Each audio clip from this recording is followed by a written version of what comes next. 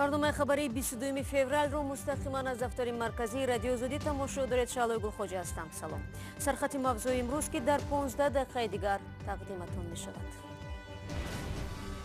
هلند گفت که توجیکستان بازداشتی گدایف را تصدیق کرد. مادرش نگران است و میگوید اگر شراف‌الدین 100% آزاد شد بعد باور میکنم.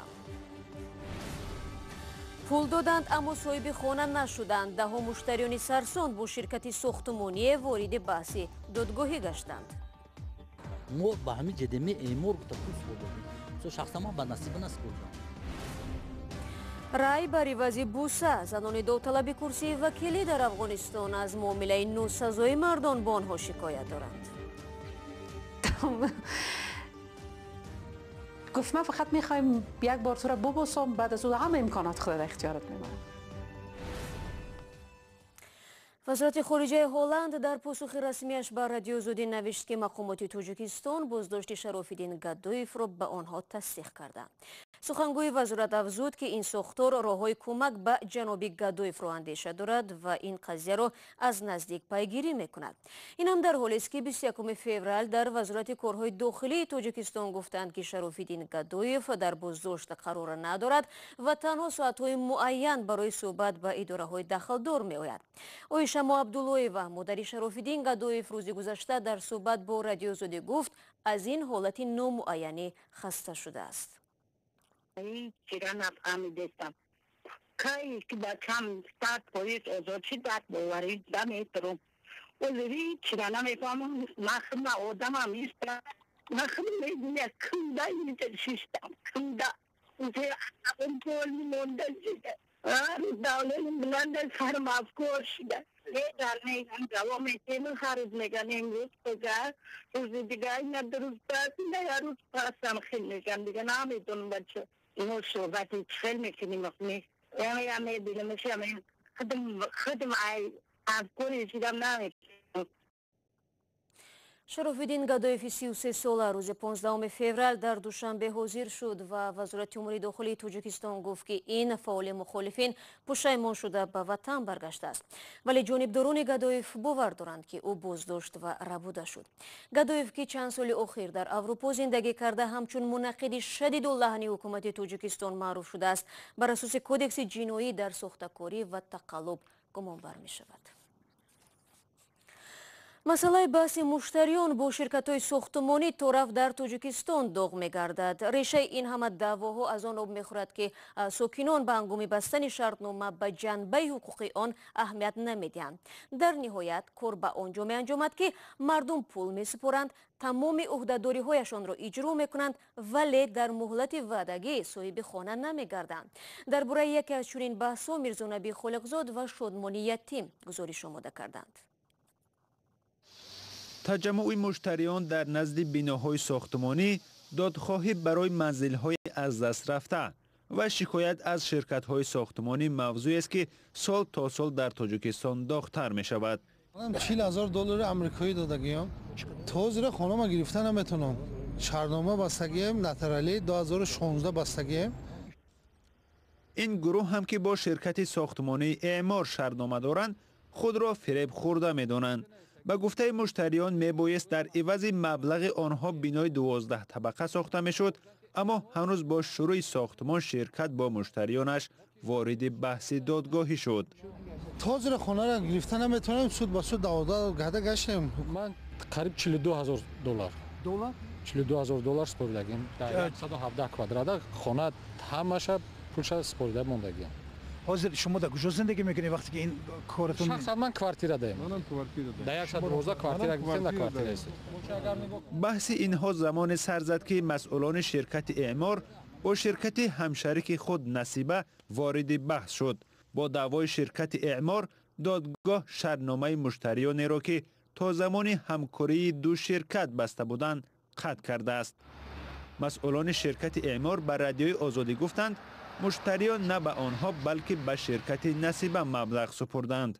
مشتریان میگویند در شرطنامه آنها نام شرکت اعمار ذکر شده است. عین زمان 37 مشتری که بر اساس سند نوتاریالی مبلغ سپردند به دادگاه مقابل شرکت اعمار عریضه نوشتند و منتظر حکم دادگاهند.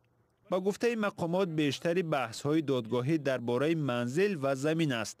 گاه انفرادی و گاه دسته جمعانه ساکنان با شرکت‌های ساختمانی وارد بحث دادگاهی می‌شوند.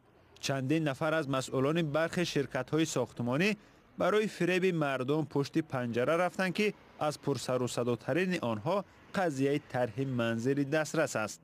اخیراً دادستان کلی تاجیکستان گفت قضیه طرح منزل دسترس را ریاست پرونده‌های مهم دادستان کل زیر نظارت گرفته 4 نفر را بازداشت کردند که به فریب مشتریان گناهکار می‌شوند. حقوق شناسان میگویند فریب خوردن ساکنان در سهمگذاری یا خرید خانه بیشتر در پس بودن دانش حقوقیشان است که به ماهیت شهرنامه اهمیت جدی نمیدهند. باعث تاسف است که نه همه سطح دانشی حقوقی مکمل دارند یا ختم کرده فاکولته حقوق شناسی و غیره. بنابراین در بعض موردها نه تنها در این حالت و در دیگر موردها نیز جانب‌ها کوشش میکنند که از این سوء استفاده کنند. ما با همین جدمی ایمور تا پول خوردیم. سو شخصا ما به نصیب نسپردم. مشتری‌ها بیشتر در نشناختن صاحب ملکان اصلی شرکت‌ها و همشریکان آنها فریب می‌خورند. مثل این گروه ساکنان که با پرداخت ده‌ها هزار دلار در کوچه ماندند. شادمان یتیم، میرزا نبی خالقزاد، آزادی دوشنبه. شما برنامه خبری رادیو زودی رو تماشا دارید. یک طلب نوی دوره انداز باعث ناراضگی گوشت فروشان بازار مرکزی فرخار شد. آنها میگویند اگر دستور نوی اداره انداز راه اندازی گردد مجبور میشوند ترک پیشه کنند.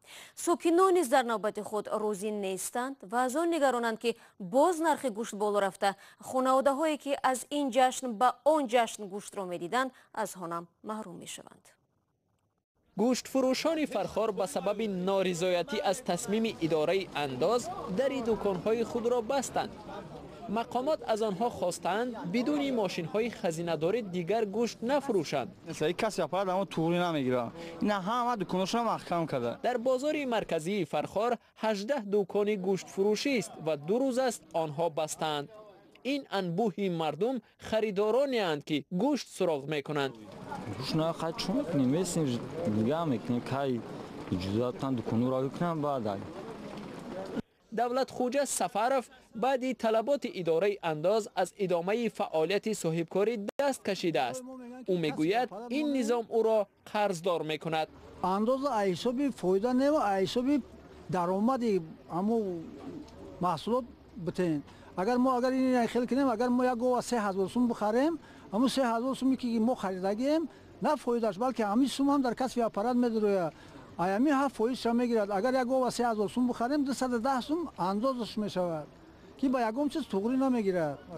موی گذشته 766 سوم این موش 704 سوم. تاجران میگویند آنها ماه تا 800 سامانی انداز میپردازند و طلبات نو آنها را در حالت ناگوار مانده است. خیلی فایده نه هم چیزی هستن اگر هم بفروشنش بریم. در اداره انداز ناحیه فرخار به رادیو آزادی گفتند گذاشتن ماشین خزینه‌داری بر طبق مقررات است و به تاجران 10 روز مهلت دادند تا فعالیتشان را قانونی کنند. برنامه را ادامه میدیم. 4 ماه پیش در افغانستان انتخابات پارلمانی برگزار شد ولی تا حال با نظر داشت تقلب و خلافکاری در این معرکه سیاسی کمیسیون انتخاباتی رویخط نهایی وکیلان مردمی را اعلان نکرده است. ولی ما امروز درباره نامزدهای زن در این انتخابات گزارش میدیم که تلاش دارند در یک جامعه مردسالاری محافظه‌کار صدایشان شنیده شود. به ویژه در حالی که سرقانون افغانستان 25% کرسی‌های پارلمانی را برای زنان پیش بینی نموده است. اسکندر خوجه میرزاده با تفصیلات بیشتر. سال گذشته در انتخابات پارلمانی افغانستان 480 زن در بین 2500 داوطلب برای دریافت مقام وکیل مردمی تلاش ورزیدند. بسیاری از آنها میگویند در این معرکه با بدرفتاری مواجه شدند. آمد نشست و گفت که ما فقط آمده ایم که فقط یک ماچ بر ما بده.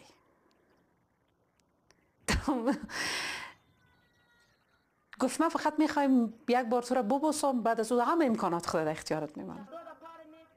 بر پایه سرقانون افغانستان از میان 250 کرسی پارلمانت این کشور کمش 68 کرسی باید از طرف زنان اشغال شود. اما زنان از معامله ناسزا با آنها شکایت دارند. در جامعه محافظه‌کار دینی که زیر نظارت مردان قرار دارد، تغییر دادن نظر جامعه دشوار است. مردان سیاست، مالکیت، دارایی و همه چیز دیگر را زیر کنترل خود نگاه می‌دارند. برای همین دشوار است آواز دهنده را مطمئن کنید که زن می‌تواند از تمام مردم نمایندگی نماید. در معرکه پیش از انتخاباتی نامزد مستوره ارازا مجبور بود در دهه زیر نظارت طالبان جنگجوی با آوازدهندگان ملاقات کند. ازدحام مردم است. بر ما گفتن در صورت انواع شما میریم که چادری شما بپوشین و ما مجبورا ناگزیرم من چادری را قبول کردم به خاطر از اینکه من اونجا مردمش حداقل همراهشان صحبت بکنم و مطمئن بودم که من از اونجا رای بسیار خوب را میگیرم. کارشناسان معرکه پیش از انتخاباتی ارازا را معجزه عنوان دادند. و بیشتر مردم می آمد فقط به خاطر از اینکه این جوان است، یک دختر است، ما باید بریم ببینیم. می آمدن که ما رای میتیم یا ما رای جور میکنیم، اما وقت ضایع کرده می رفتن و شما را تلفن بگیو که تا به حال تماسایشان هست. انتخابات پارلمانتی افغانستان 4 ماه پیش دایر شد، ولی با اشاره به خلافکاری ها تا هنوز نتیجه نهایی آن اعلان نشده است. برای رسیدن به برابری جنسی افغانستان باید راهی طولانی را پشت سر کند، ولی قهرمانان گزارش ما منتظر آن روز نبوده برای حق خود مبارزه میبرند. برمیگردیم به تاجیکستان. حکومت دنغره علیه 7 ساکن این ناحیه برای بی‌سرابان ماندن خرهایشان در شهرهای دوشنبه کولوب که اکثر وقت باعث صدمه‌های مرگبار می شود چاره‌جویی کرده است. مسئولان حکومت ناحیه گفتند قرار مجازات نمودن صاحبان خرها برای بی‌مسئولیتی 1 سال پیش تصویب شده است. عبدالله اشورف موضوع ادامه می‌دهد. مقامات دنغره گفتند خرهای به صاحب بر رواعا در شهرهای کولاب دوشنبه خلل می‌رسانند. با وجود تصویب یک قرار رئیس ناحیه درباره جزا دادن کسانی که خرهایشان را سرهوی میمانند، هنوز در اطراف راه آنها هستند. بخصوص مثال بگو یا خود سحر یا شبانه بیشتر این صدمه ها بخصوص با همی بدسری راه برآمدن خر می شود. بر طبق معلومات رسمی در حدود ناحیه دنغره 5300 خر وجود دارد و امسال چند نفر را برای بی‌نظارت ماندن این چارپای خانگی مجازات کردند.